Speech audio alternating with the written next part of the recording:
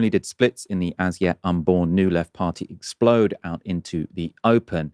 But this all followed the far right's biggest display of unity in decades. Just to remind you again of the size of the Unite the Kingdom demo, this was the crowd that snaked from Waterloo to Blackfriars. So that's around half a mile. Official estimates put the protest at 110,000 people. I think it's plausible there were actually many more. That was a really, really big demonstration. Now, responses to the protest have varied. Initially, Labour's line was that this was just free speech in action and that they had no real problem with the flag-waving demonstrators or the outright racist organisers, but that people should just remain peaceful. So their problem was the scuffles on the edges. Keir Starmer then went on to say the Union Jack shouldn't be used as a symbol of division. So that was his sort of political statement. Someone with a more thought-out response, though, was Labour's Clive Lewis. So he put out a tweet thread which got a lot of traction, where he said this: "Believe it or not, I had an old school friend on today's marches in London. He sent me some photos from the crowd. We went to middle school together and grew up on the same Eastern District Council estate in Northampton. I asked him why he was there. He gave me two answers. The government doesn't listen to us. I want to feel proud of my country again." He wore a Union Jack, not a St. George's cross, as he said that had been hijacked by racists. He wasn't there for Hopkins, Musk, or any of the professional grifters, as he put it. He was there to feel part of something bigger, though he admitted there were a lot of, in his words, arseholes there. He's an electrician, he's smart, he's not racist, but he's not PC either. He's not a fan of Keir Starmer, but he also believes Farage would be a disaster. Oh yes, he's a bundle of contradictions, but aren't we all? I don't know what box we put him or the millions like him in, and I think pretending they're all racists or fascists would be a massive mistake. Some were, but not all. In the post, Clive explained how he believed the size of the march was down to the extent to which free markets and new technology had atomized social life, denying people a sense of belonging or pride. And when he wrote this, "I reckon that's partly why my mate marched, not because he wants to turn back the clock, but because he wants to feel pride again. Pride in a country that is inclusive, fair, and offers a role for everyone. Pride in a nation that has a respected place in the world, tackles grotesque inequality, and gives people something real to believe in. If Labour and progressives don't offer that story of renewal, if we don't rebuild our national institutions, restore collective pride, and re-embed markets within society, the far right will do it for us in their own image, and by then it will be too late." As I say, that analysis was a hit on Twitter. It got a couple million views. But does it translate to real life? Well, I'm joined by Clive Lewis now. Great to have you back on the show. Do you think you're rare in being a Labour MP who had a friend on Saturday's march? No, I don't.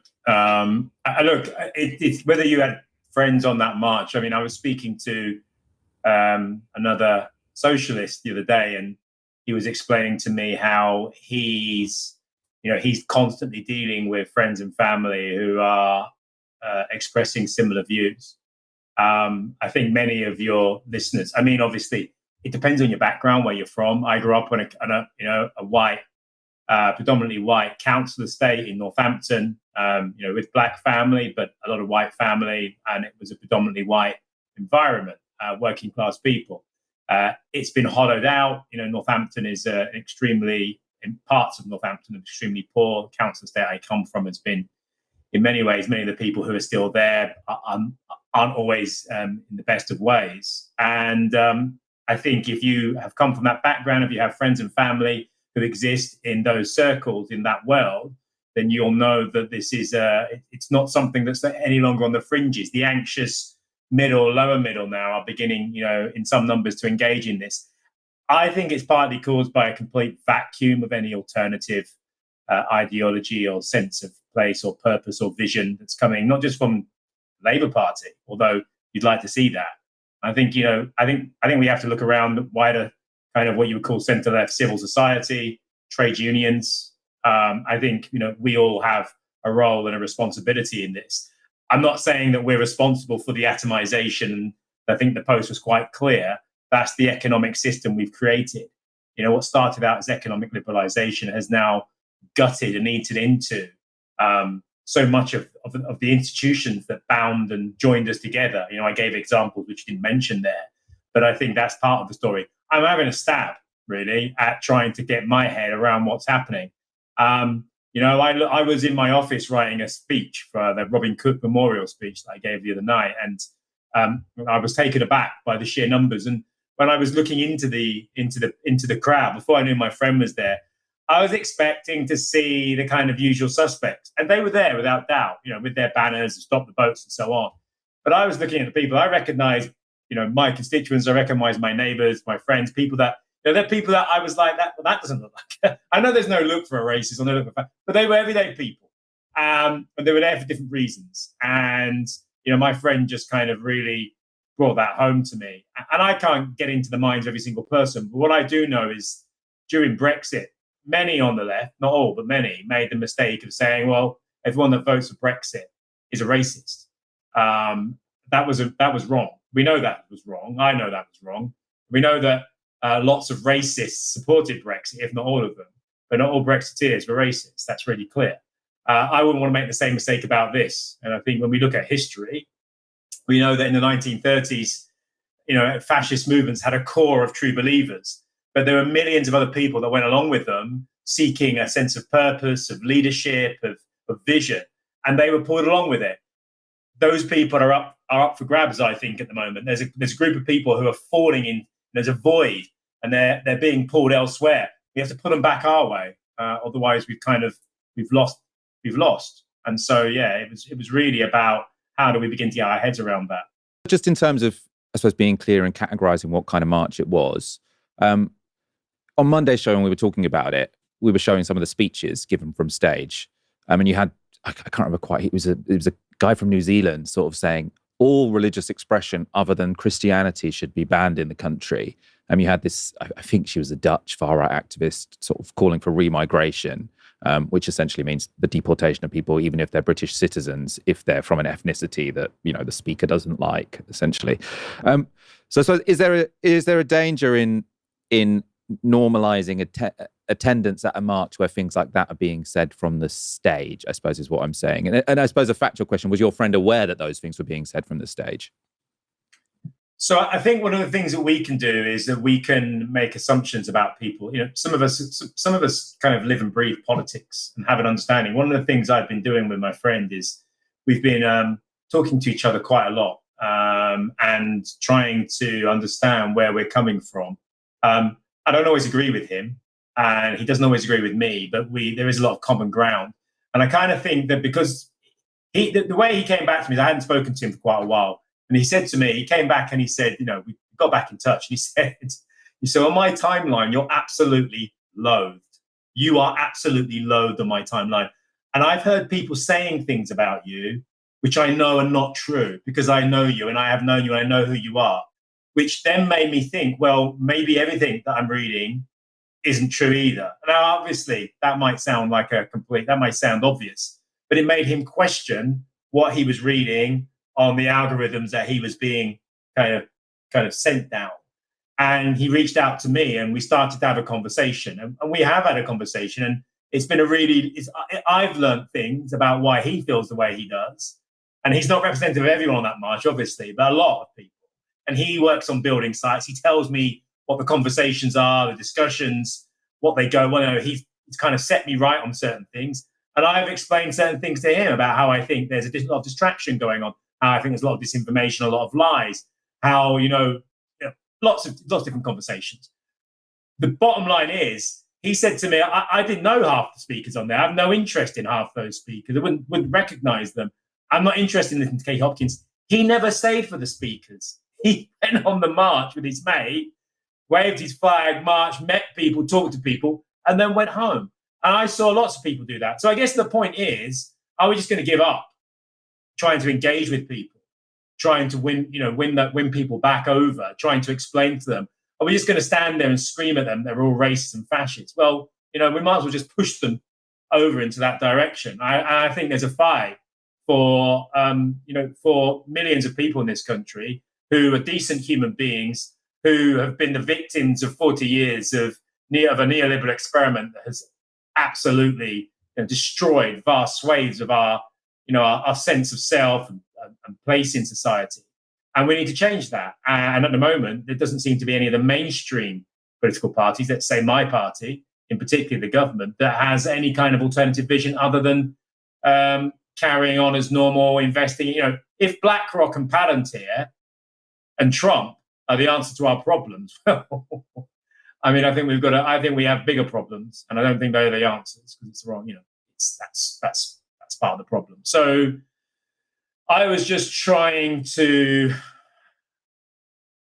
get my head around outside the Westminster bubble, outside of the narrow parameters and that I operate in, and try to see from a different perspective. And I think that's going to mean meeting with people, listening to people, and understanding that some people are not politically sophisticated.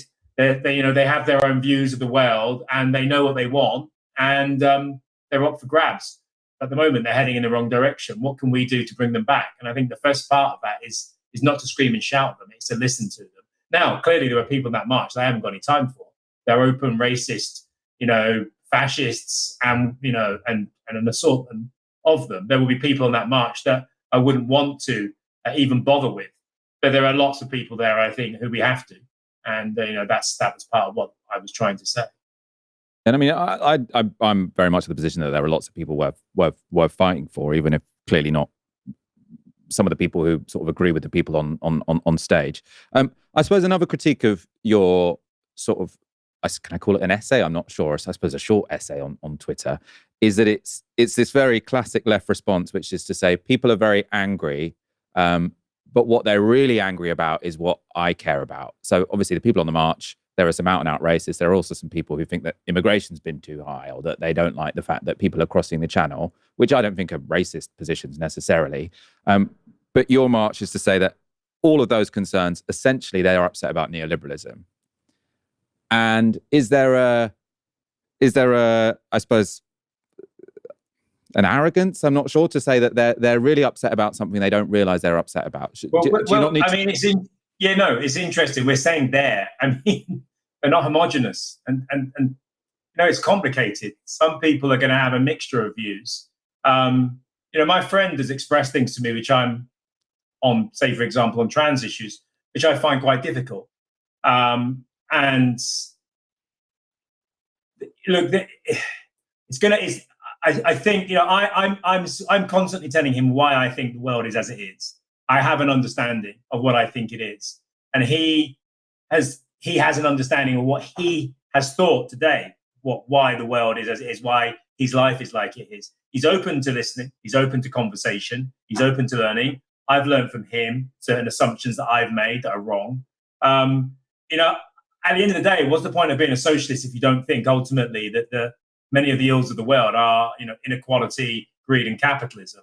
They are big drivers. Material economic need. That's it. Political culture. These are things which, I have a world view. So I'm going to see it through the lens of that. And others are seeing it through another lens. It's our job to try to convince people that the real problem, the 1% they should be worrying about aren't trans people. The 1% they should be worrying about aren't people coming over on boats. The 1% they should be worrying about are the people who are filling their news feeds, own their news feeds, and filling their news feeds with disinformation. The people who own most of the country, who are hoarding most of the wealth, who are ensuring that we can't invest in public services, that we don't build enough council houses, that we don't invest in healthcare and social infrastructure. That's the problem. But communicating that is something which we don't seem to be winning that battle. So of course I'm going to see it through that lens. It's not arrogance. It's just that's how I look at the world's problems, and those are the drivers. How do we communicate that to people? There are people that will reject that and will say, that's woke rubbish. Elon Musk is a hero and he's done more for the world. I've had that from quite a few people. I have a different take, but it's our job to try to articulate that and to explain that in a way. It's not just about telling a story. I think that's part of it. But the bottom line is, at the moment, if you go into kind of a pub on where I came from in Northampton, people will have a story about why the world is as it is. And it's not the story that I would tell. It's a story that Nigel Farage would tell or Tommy Robinson would tell. And they all know it. They can all express it. They can all tell it. And they're winning that argument. And if there are people there who say, I don't like the sound of this, but I don't have the tools or the ability to argue the other way, then we aren't giving people an alternative vision and understanding of why things are. I know we try, we all tweet and we all post on X and I stand up in Parliament and I go out and I talk to people, but that communication isn't it's the sum of the parts aren't greater than the whole, and we're not kind of stepping up in the way that we need to. And there are lots of reasons for that. And I'm not going to, I'm sat here in the Labour Party, in a Labour government. And I'm not going to shy away from the responsibility that it has. But that's the reality that we find ourselves in. I mean, I thought your guest speaker was really interesting. The fact that people understand the need for a way to organize collectively along socialist principles and to start winning hearts and minds back. And that's the impression I got from your guest. There's a desperate need for that. People want to do that. If I can't do it in the Labour Party, if I can't do it in the Green Party, I want to do it in our party. But I want to do something. And I think that's what, there's that frustration out there that we're not doing it effectively enough. So all power to, your earlier speaker. If someone can clip that and say, you want to join, Clive Lewis says, I want to join our party, and then you'll get kicked out of the Labour Party. As factions and new organisations, a theme of this show, you have helped start one of your own. It's called Mainstream. It's it's been reported as a vehicle to help Andy Burnham become leader of the Labour Party. You might disagree that that's what it's really about. The website says it's the home for Labour's radical realists, united by values, driven by change. What's a radical realist? Is this a bit vague? Make your pitch for Mainstream, I suppose. It's not my favourite term, let's put it that way. But it's what's there. It is what it says in the tin. People, look, one of the things about I would consider myself as part on the left of the soft left, and that part of the Labour Party has